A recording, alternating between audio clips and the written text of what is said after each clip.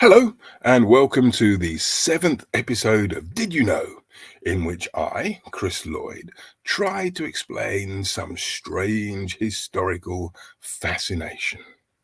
Now, I've just watched George Stephenson's world famous rocket engine rock up at Shildon's Locomotion Museum. And I was wondering if you knew how rocket was involved in one of the greatest stories of railway fatality of all time. So I think you need to let me explain this one. And really, I have to go back to the Rainhill trials of 1829. Trials which really, with Rocket's arrival at Shildon, have just been rejoined after 194 years. Because the trials were held to discover the fastest and most efficient steam engine in the kingdom, which could be entrusted with opening the Liverpool and Manchester Railway. Now, that railway was being built by George Stephenson, and with the backing of the directors of the railway, he entered the rocket engine, designed by his son Robert and built in their factory in 4th Street in Newcastle with a revolutionary multitubular boiler. But 30 miles south of Newcastle in Shildon, Timothy Hackworth was constructing sans pareil. That's French for without equal. And it had Hackworth's revolutionary blast pipe in it. Now, Hackworth's was the smaller operation, and he relied for crucial parts on the Stephenson's factory. Now, the trials began on October the 7th, 1829, and they were more like a horse race than a scientific engineering challenge, with 10,000 spectators in the grandstand there being entertained by a brass band. The local pubs were overflowing, so everyone was a little bit tipsy, and the competitors were walking around the paddock with the colours of their engine pinned to their lapels. The entry conditions were quite strict. Engines could weigh no more than 4.5 tons. They had to haul a load 3 times their own weight over a 1.5 mile track 20 times. This would equate to the return journey from Liverpool to Manchester. And because the Stockton and Darlington Railway was so notoriously smoky, these new engines had to consume their own smoke. And they were going to be judged on their average speed, on their top speed, on their consumption of coal and water. So it was quite a scientific enterprise. Now, there were other competitors involved in the trials. There was Cycloped, for example, which was powered by a horse on a treadmill.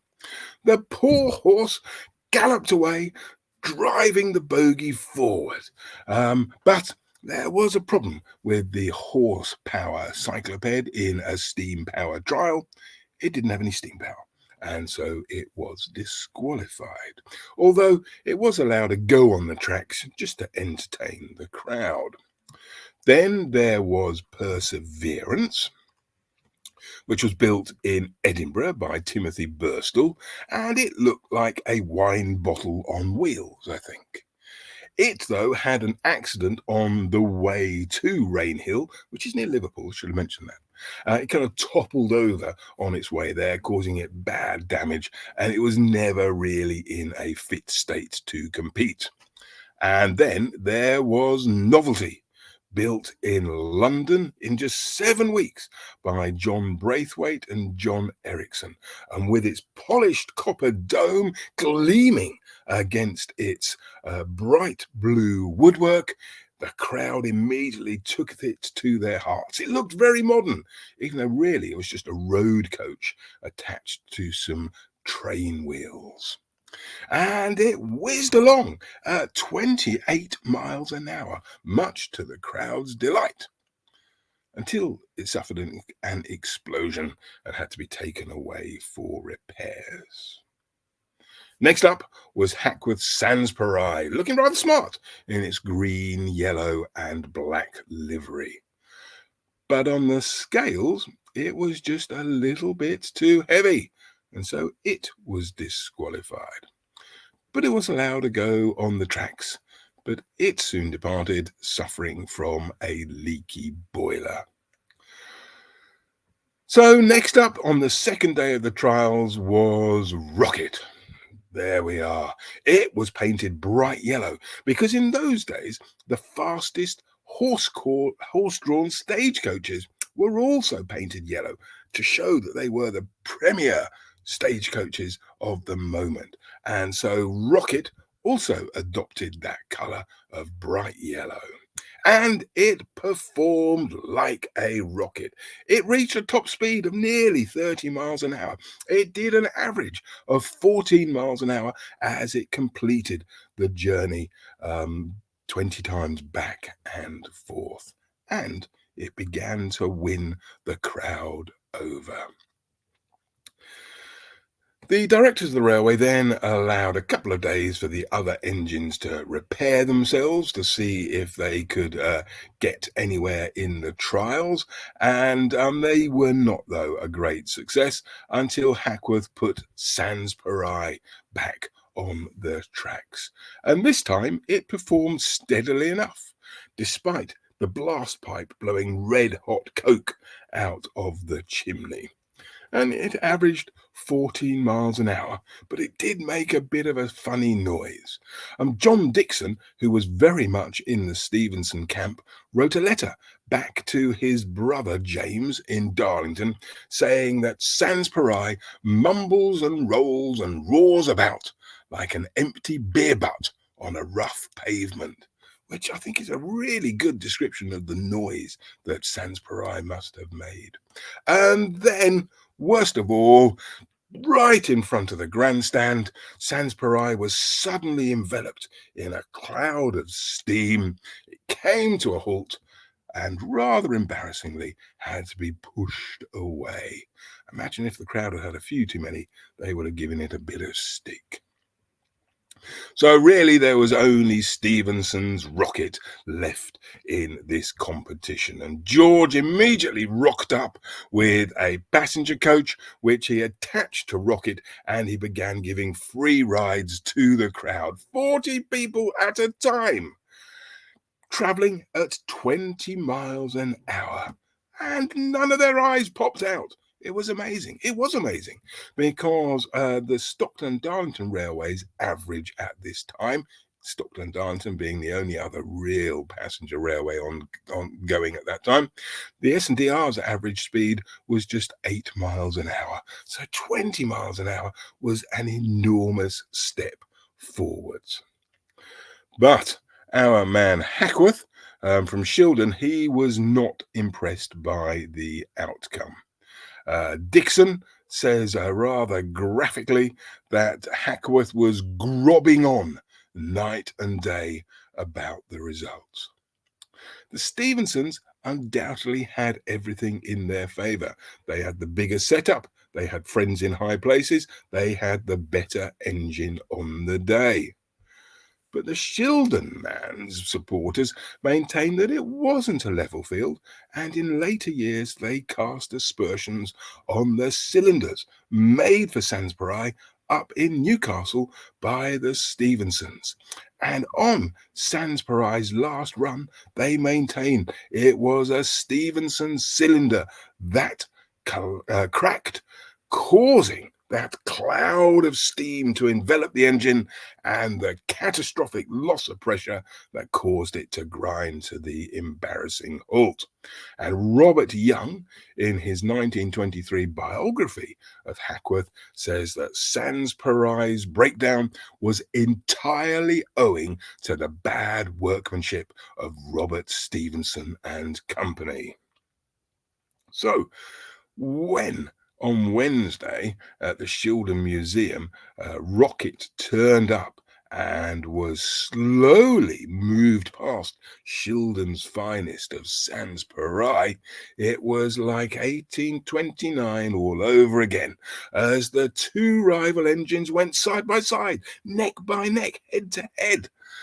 And now Rocket has taken up residence in the bay next to Sanspareil and will be there until 2025. But still, it was Rocket that went on to open the Liverpool and Manchester Railway on September the 15th, 1830.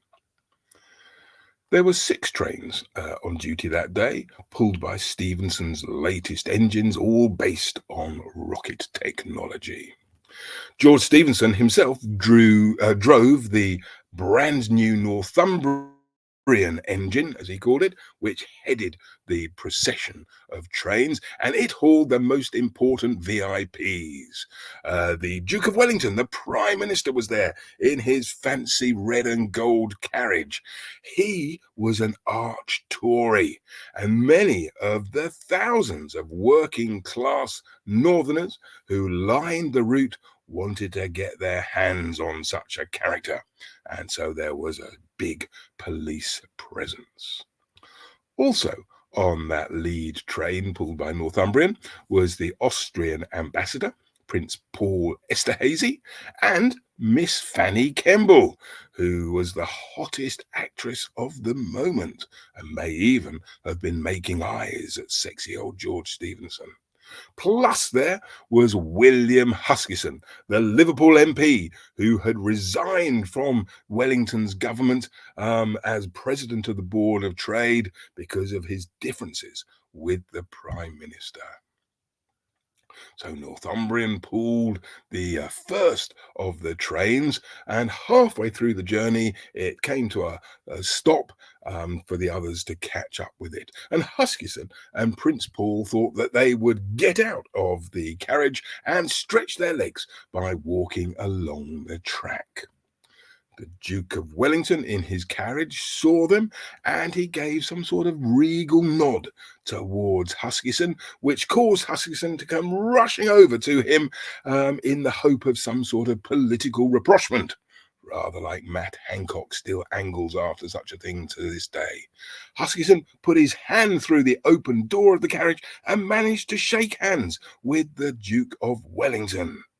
But then a rocket appeared, coming towards him on the track that he was standing on. The danger was immediately apparent to everyone, and people in the Prime Minister's carriage managed to haul the thin and rather nimble Prince into the carriage, and so he escaped the danger.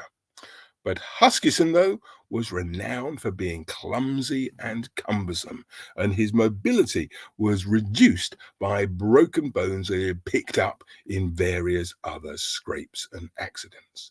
And then, in a moment of terminal indecision, the former president of the Board of Trade went backwards, he then went forwards, he then tripped up, and he somehow ended up clinging to the swinging door on the Duke of Wellington's carriage.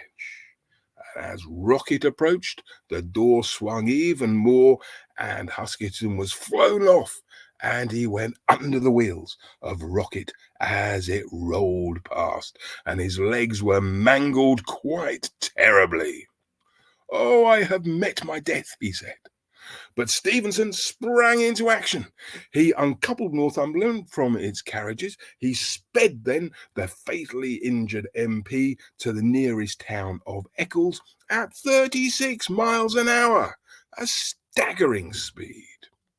And the dash meant that Huskisson got medical treatment, but unfortunately he died of his injuries soon after. Now, the rest of the opening day descended into chaos, with the unpopular Prime Minister only just avoiding a Liverpudlian lynching.